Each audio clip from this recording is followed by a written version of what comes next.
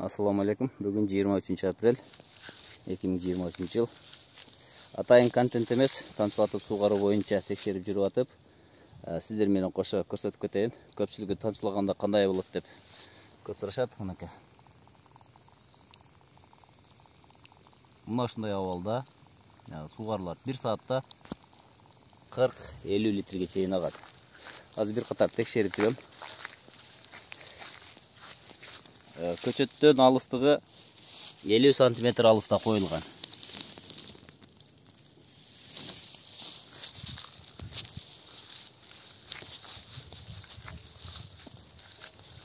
Кайсыдан чыкпай калды, кайсыдан көп чыгып атат. Ошону текшерип жүрөм. 20 шланга. Мын чыгып атат.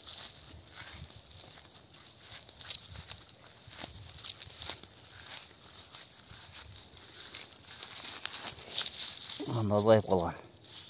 Ичинде кокус балыр боло турган болсо, анда муну бир катар чечип туруп,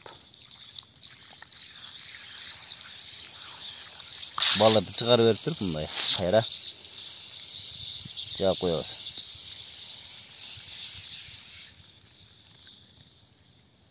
Эгер мына ушул абалда боло турган болсо, демек 1 саатта 40 литр суу ичет. Азайтып көбөйтсө болот.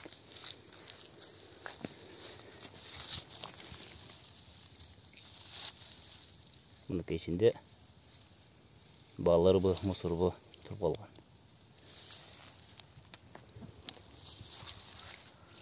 Бир жумадай бир текшерип турушуңуздар керек болот.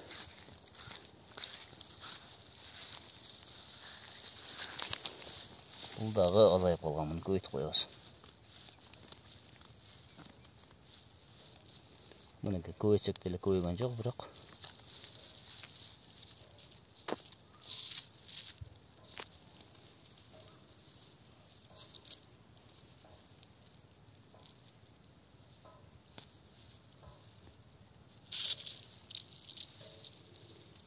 тыгылып калыптыр. Етегине көбүнчө етек жерине көп тыгылат.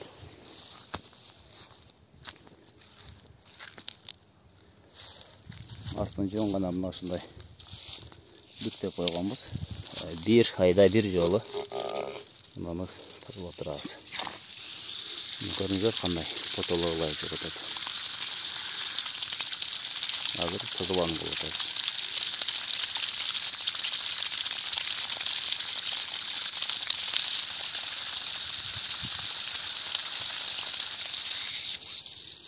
Üstünde köl жок. Жоңона түздөн түз каналдан алынат суу.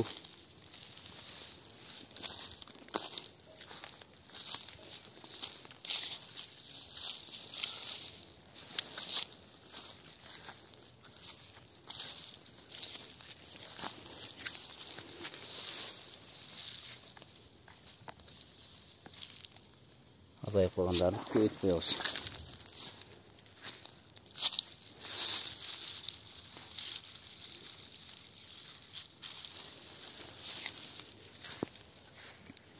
Шланган içindeki su tez жылып калат, ошондуктан ичинде балырлаган көбүрөөк болот.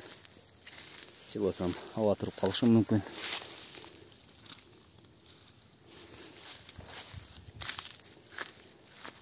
Бир жумада бир жолу ушинтип текшерип коюш керек. Тамчылатып сугарууда жердеги нымдуулуктун көтөрүлүшүн эсептеш керек. Күнү ысык күндөрү күнүгө болбойт дегенде 1 сааттан болсо дагы бериш керек болот.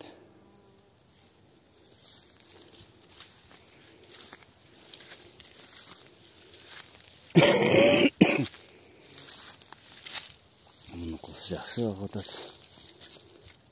Дагы жакшы. Көбүнесе биздин жер дөңсөө болгондуктан ылдыйына көбүрөөк турат. Үстү жагына азыраак турат.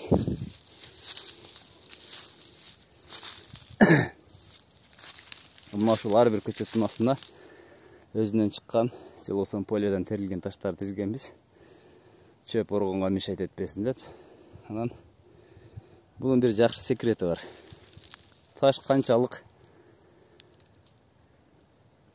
көп үйілген сайын, қорым болған сайын, анын астынан нымдуулукту жакшы сактайт.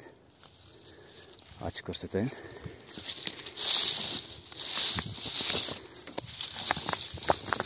Мына туугандар.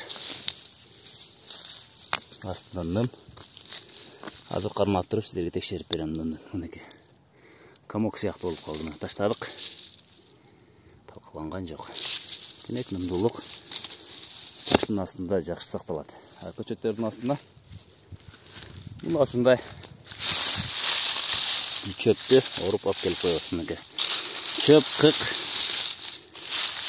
Анан таш коюп коебуз үстүнөчү. Мынакей мына жердеги нымдуулук ылай болуп атат. Мынакей. Кайра жак коебуз.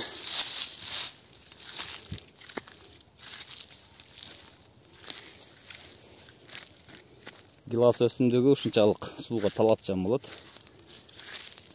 Муну тез суу коюп турбаса, тамырлары майда болгондуктан чыдамкайлыгы азыраак.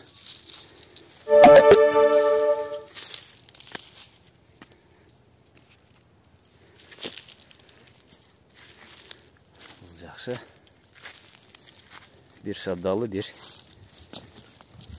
гилас тегилген. Мына туугандар чөп коюлган астына. Кыргызча самандоо деп койсок дагы болот. 5 см калыңдыкта, мына калыңдыгы. Ушундай калыңдыкта коюлган. Мына асты нымдуулугу. Нымды сонун сактап берет. Анан муну коюп туруп, үстүнө мындай таштарды жаап коебуз. Биринчиден бул таштар түшкөн жамгыр ылдыйга түшүп кетет. Анан астына ысыкты өткөрбөйт. Анан мына ал чөптөрдүн чиришин тездетет. Астын көрүп турсак, мынакей паңдап кеткен. Демек бул чөп чирий баштады деген сөз түшүндүрөт да.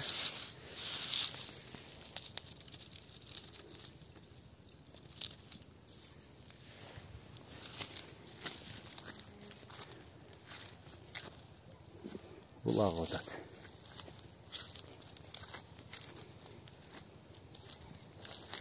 Мына ушундай туугандар бир катар текшерип чыктык.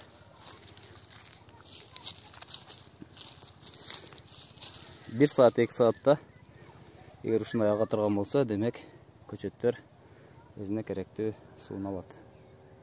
60 литр, кээ бир 80 литрге чейин ичет. Тынчаман болуңуздар туугандар.